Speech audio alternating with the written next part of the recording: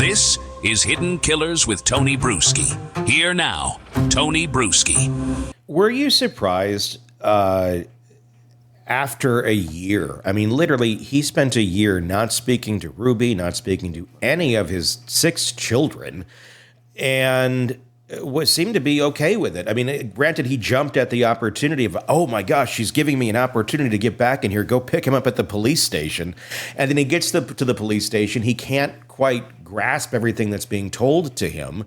And he's still on Ruby's side for quite a while into this. It wasn't like he walked out of that police station going, oh my God, I've been duped. He still thought everything that was going on with Ruby and Jodi was completely legit, even after it's being shown it's not. Your children are emaciated, and he's still thinking, well, this, there's a reason, there's an explanation for such horrible behavior. I was kind of surprised by that, because sometimes when you're able to get away from the atmosphere, get away from the cult, you kind of open up more. You have more realizations, and you go, wait a second, this doesn't seem right. He didn't seem to do any of that.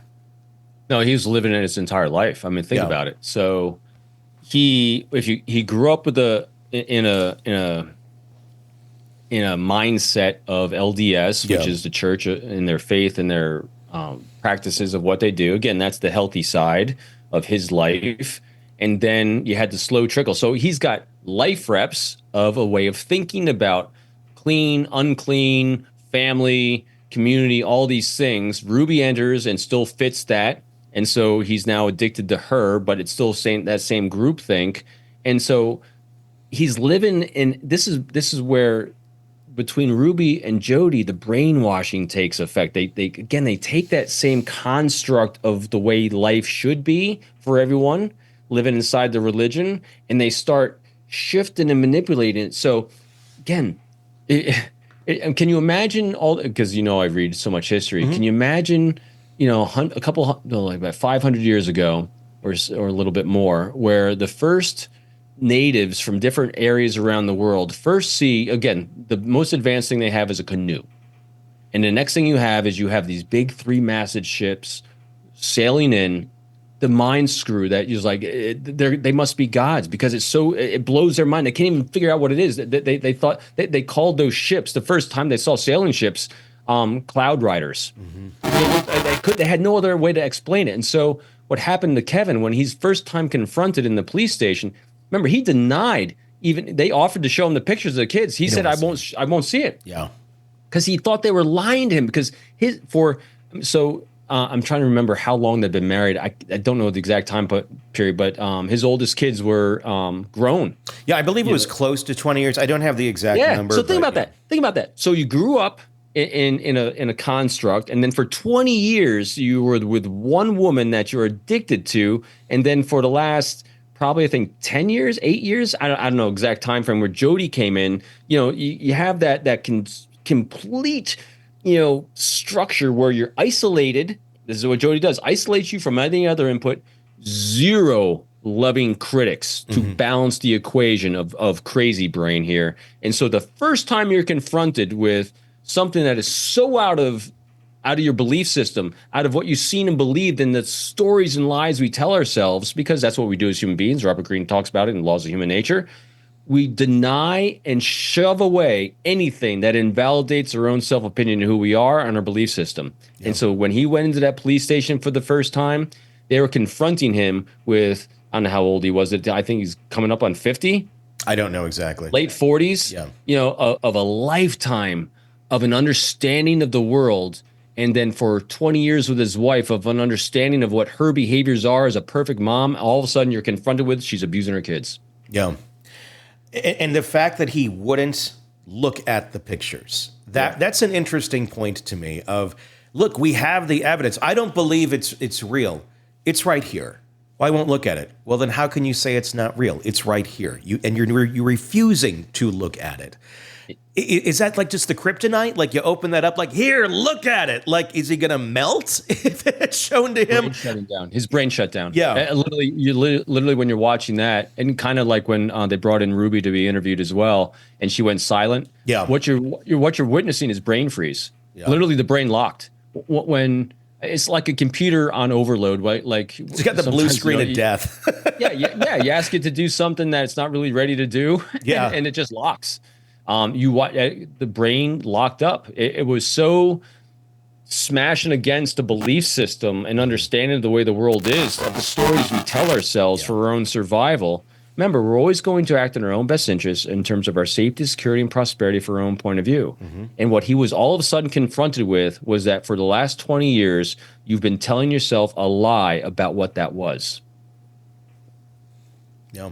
And when you get so deep in that's your whole compass. It's like saying your compass is not even a compass. Like, that's actually a hamburger that you have in your hand. That's not a compass. What do you mean? I've been like basing my life on this. Yeah, it's got to be insanely traumatic. And unless, I guess, you go through something like that, it'd be very, very hard to grasp what that would be like. I'm curious to hear your thoughts on where do you think Kevin Franke is going to be 5 years down the road? This all happened really within the last 2 years.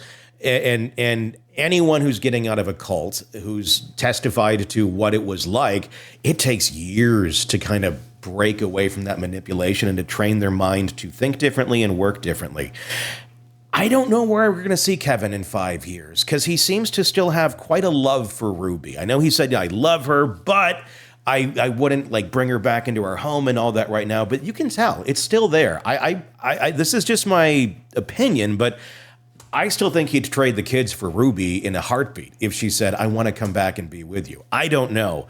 Or I feel very susceptible to another individual like a Ruby, because he's got to be missing that piece of his life, that manipulative piece of his life, where the rest of us can go, that's insanely unhealthy for you. I guess kind of like an alcoholic. And like, he knows it's unhealthy and bad, but he can't get enough of it. I think Ruby is like that for him. Where do you think this is going to be? Where do you think he's going to go in 5 years? I don't know. It's a great question. Again, pure conjecture. But when you look at his behavior and the way he's interviewed and the way he responds, I definitely get the sense that he is saying the things he's doing and doing things he's doing because he's told this is what you need to do. Yeah. Not because he wants to do it. You know, when someone's coming out of addiction, the only way that addiction can be overcome is when it no longer requires discipline. In other words, the shift in mindset goes from, I can't do this, and that's where Kevin's at right now. I can't have contact with her. I can't do these things. That requires discipline, and discipline will always fail you. What doesn't fail is when you say, I don't want to. And so not until he moves to a point where he says, I don't want to have contact with her. I don't want to be the person I was. I want to be this. I want to be a father. I want to be a loving partner. I want to have a balanced relationship. Until he can move into the world from I can't to I want, I don't think there's going to be much change. Yeah, I mean, that's true of any addiction. They have to want the change. And I don't know. I don't know where he's at on it. Should he get the kids back? Because right now they are still in the system. He's fighting to try and get custody of the children. Obviously, the younger ones, I know the son and the daughter that were interviewed in the documentary, they're adults now, and they're on their own. But the minor children, obviously, they're not going to be with Ruby anytime soon. Do you think he's a dad that should have the kids back? Do you think he's in a good enough place mentally to handle that? Or is it, not perfect, but for the good of the kids, just to be with a familial person like dad? It's a good question. I don't know. Yeah. Again, not being a mental health professional, It's a hard one for me to answer. You know what I'd love to see? So Sherry throughout this has been one that is all, and Chad to a degree as well. We don't know. I don't know as much about Chad because he hasn't written a book, but Sherry has consistently sought out and had some good, healthy, loving critics in her life. Like her history teacher saved her, hands down. The history teacher and his wife saved Sherry. Yeah. And probably helped save the family. I would love to see, because again, I worry about the kids being in the system because you and I have seen so many bad systems, like you'd want them to be in a better place in the system. Yeah. I don't know if Kevin's a better place in a system. Yeah. Sherry might be a better place in a system because she knows what she needs. She's in therapy. She gets counseling. She's extremely self-aware about the trauma she went through. Yeah. And these, especially the two littlest kids, they need a lot of therapy and counseling. Again, pure conjecture, but if you look at data from past cases like this, these people survived abuse. Yeah, they need to be helped through that. And I don't know if living with the person that condoned the abuse by his inaction is the person to be with. Yeah, well, and especially it's going to take looking out from yourself, and it seems Kevin needs to do a lot of looking in right now to get him in a better place, because I don't think he's there yet, and that's just my conjecture. But I feel like once he's in a better place, if he ever gets there, then maybe a relationship can be rebuilt. But I don't know that. I mean, those kids need attention onto them. And from what we saw in that doc, I don't know that Kevin is capable of giving them the attention and helping them go in the direction they need to heal when he needs to heal as well. You can't go out and be good for others if you're not good yourself. As much as I think it'd be lovely if he were in that place, I just don't know that he is. And I wish him the best. I mean, the guy, he made horrible choices. And I think he's realized that to a certain extent, and I hope he's able to come out of this a much better human being. But we're talking about the lives of people here, and just because you want something doesn't mean you should get it. And I don't know that is a great idea at this moment. Again, I'm not a therapist. I have no idea.